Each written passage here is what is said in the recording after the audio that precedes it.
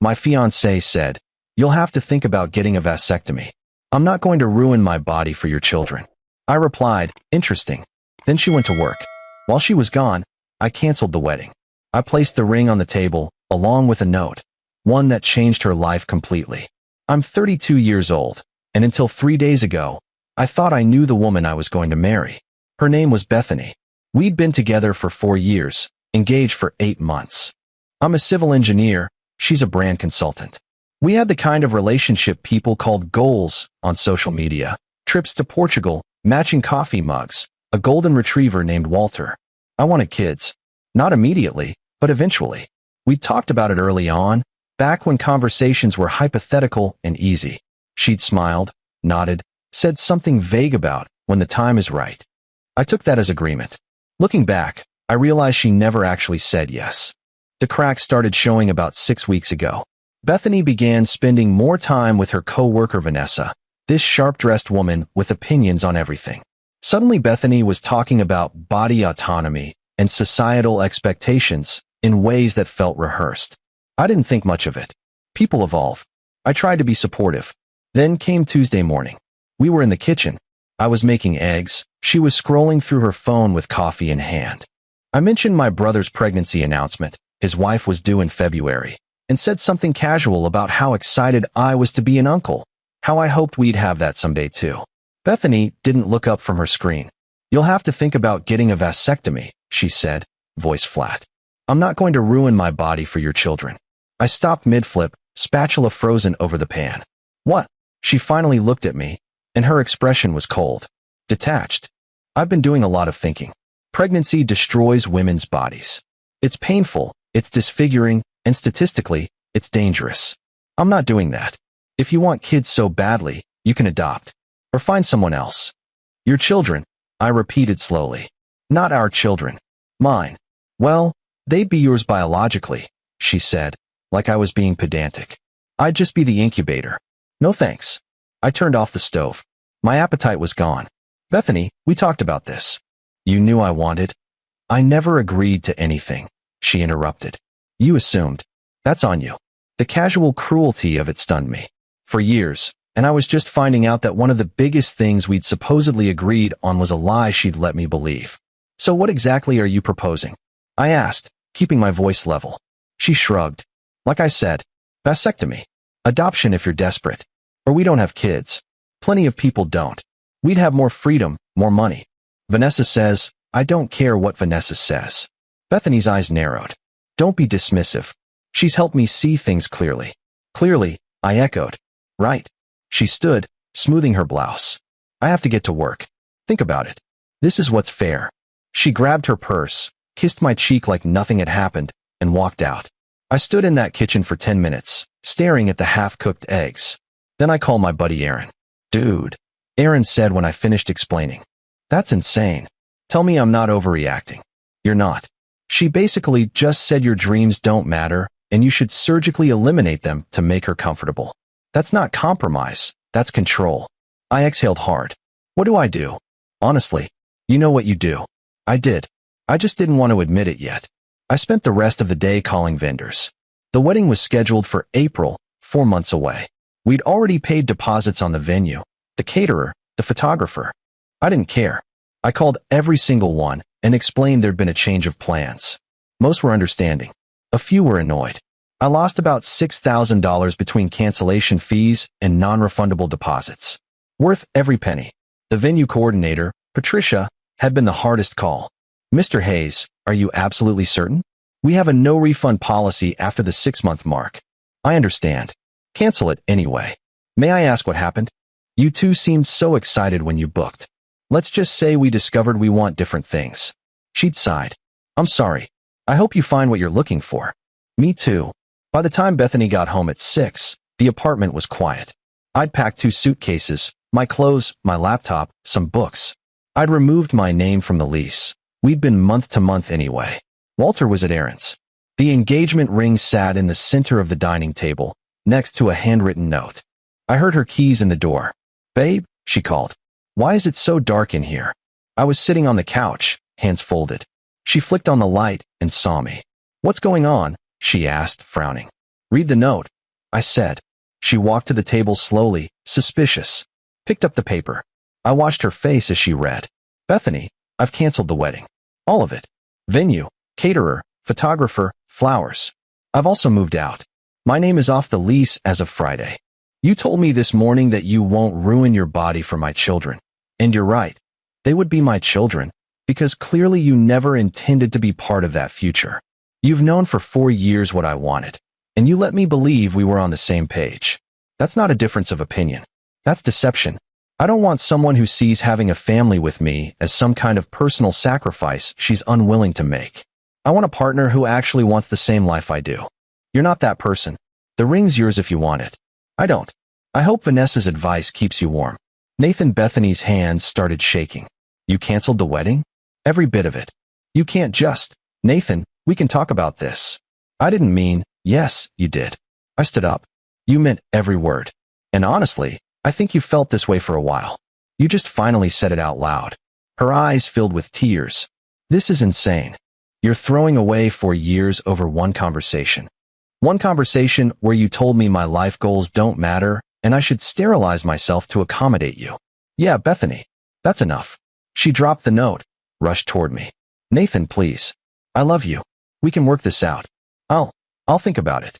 Maybe we can, maybe. I picked up my suitcase.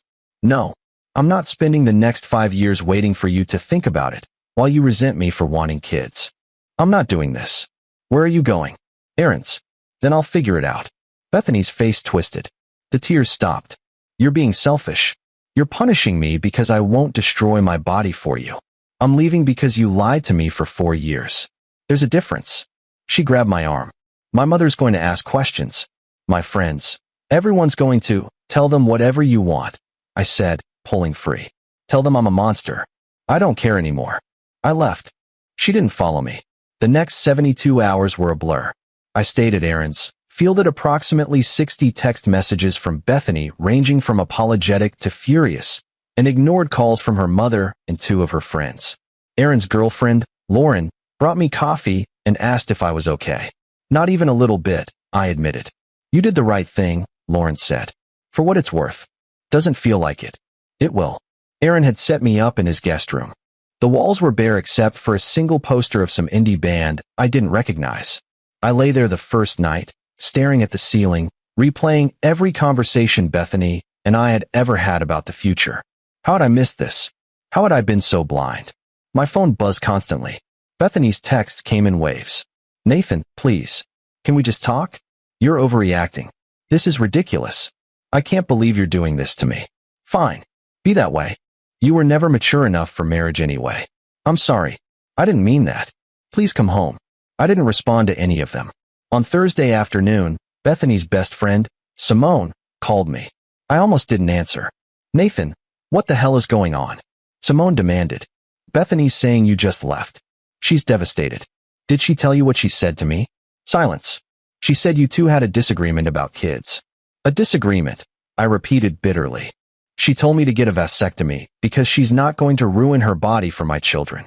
She's known for 4 years I wanted a family, and she waited until 8 months into our engagement to drop that bomb. More silence.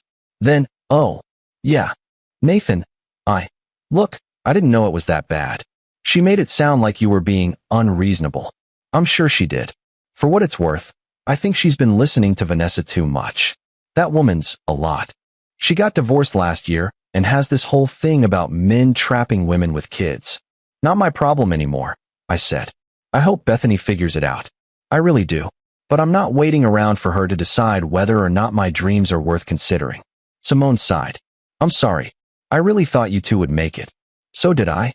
That evening my mom called. I'd been dreading it. Nathan, honey, what happened?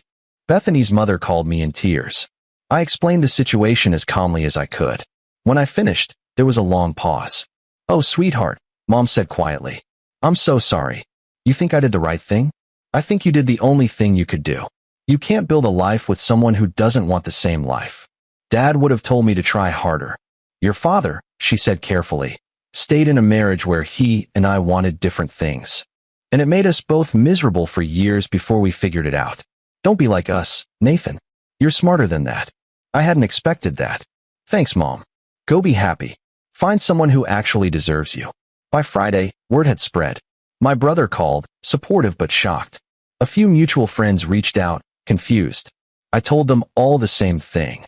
Bethany and I wanted different lives, and I wasn't interested in compromising on something this fundamental. One friend, Greg, tried to play devil's advocate. Man, don't you think you're being a little extreme? Couldn't you guys have gone to counseling or something? Greg, she told me to get a vasectomy. She called potential children my children, not ours. She's been lying to me for 4 years. What exactly would counseling fix? He didn't have an answer for that. On Saturday morning, I went back to the apartment to get the last of my things. Bethany was there, puffy-eyed and pale. She'd clearly been crying for days. Nathan, she started. I'm just here for my stuff. I talked to a therapist, she blurted out. She said maybe I've been reactive. Because of Vanessa. She thinks I'm pushing you away because I'm scared. I stopped packing. Scared of what? Of losing myself. Of becoming someone's mom and nothing else. Vanessa's always saying that pregnancy is a trap, that women who have kids give up their identities, and I got in my head about it. Bethany, stop. I don't care what Vanessa says. I need you to tell me, do you actually want kids? Not, maybe someday, not I'll think about it. Yes or no? She opened her mouth, closed it, looked at the floor. I don't know. After 4 years, you don't know. It's complicated. It's not, though. You either want them or you don't. And if you don't, that's fine. But you should have told me that 3 years ago instead of letting me plan a future that was never going to happen. Her voice cracked. So that's it. You're just done. I zipped the duffel bag, turned to face her. I think we've been done for a while. We just didn't know it. She started crying again, harder this time. I love you, Nathan. I know. But that's not enough. What if I change my mind? What if you won't? And even if you did, I'd never know if it was real or if you were just trying to keep me. I can't live like that. She sank onto the couch, face in her hands. I felt bad, but not bad enough to stay. I left. For real this time. Update 1 3 weeks later, I'm in a new apartment across town. Walter's with me. Aaron helped me move in, and Lauren brought groceries and a housewarming plant she promised I couldn't kill. I've been hitting the gym, focusing on work, trying not to think about what could have been. Bethany texted me once more, 2 days ago. Just 3 words. I'm sorry, Nathan. I didn't reply. What would I even say? Sorry doesn't give me back the 4 years I spent building toward a future she never wanted. I heard through Simone that Bethany and Vanessa had a falling out. Apparently Vanessa told Bethany she was weak for apologizing to me, and Bethany finally saw how toxic that friendship was. Simone said Bethany's been going to therapy twice a week, trying to figure out what she actually wants from life. Good for her. I mean that. But it's not my problem anymore. Work has been a good distraction. I picked up a new project, designing a bridge system for a municipal contract. It's complex, demanding, exactly what I need. My boss, Richard, pulled me aside last week. You doing okay, Hayes? Heard about the wedding. I'm fine. Better, actually. He nodded. Good. Take all the time you need, but I'm glad you're here. You're one of my best. That meant more than I expected it to. Last night, I was walking Walter when I ran into a woman from my gym. Her name's Adelaide. We'd chatted a few times, nothing serious. She asked how I was doing, and I gave her the short version. Canceled wedding, fresh start, figuring things out. That takes guts, she said. Most people would have tried to force it. Yeah, well, I'm too old to waste time on maybe. She smiled. Good for you. We talked for 20 minutes. She's a landscape architect, recently moved to the city for work. She has a sense of humor that caught me off guard. Dry, sharp, self-deprecating in the best way. When Walter started pulling toward a squirrel, she laughed. He's got priorities. Always. She gave me her number before we parted ways. If you ever want to grab coffee. No pressure. I'm not ready to date yet, but it felt good to connect with someone who wasn't part of the wreckage. Update 2. It's been 6 weeks now. I'm settling into the new place. I bought actual furniture instead of living out of boxes. I joined a recreational soccer league. I'm sleeping better. My brother's wife had her baby last week, a girl named Iris. I went to the hospital, held my niece, felt that weird combination of joy and grief. This is what I wanted. Not now, but eventually. With someone who wanted it too. You okay? My brother asked when he found me staring out the hospital window. Yeah. She's perfect. You'll have this someday, Nate. With someone who actually wants it. Maybe. Not maybe. You will. I want to believe him. I texted Adelaide 3 days ago. We got coffee yesterday. It was easy, comfortable. We talked about work, about the city, about terrible reality TV shows we're both embarrassed to watch. She didn't ask about Bethany. I appreciated that. When we said goodbye, she touched my arm briefly. This was nice. It was. Let's do it again sometime. I'd like that. I don't know what happens next. Maybe Adelaide and I become friends. Maybe something more. Maybe nothing at all. But at least I'm moving forward. I don't know what's next for Bethany either. Simone mentioned she's been dating someone new, a guy from her yoga class who apparently doesn't want kids either. Good. I hope they're happy. I mean that without bitterness. I look at that ring sometimes, the one Bethany left on the table. I sold it last week. Got about 60% of what I paid. Used the money to buy a new couch and donate to my brother's daughter's college fund. Some part of me will always wonder what might have been if Bethany and I had been honest with each other from the start. But I can't live in that hypothetical. I'm 32 years old. I have time. I have options.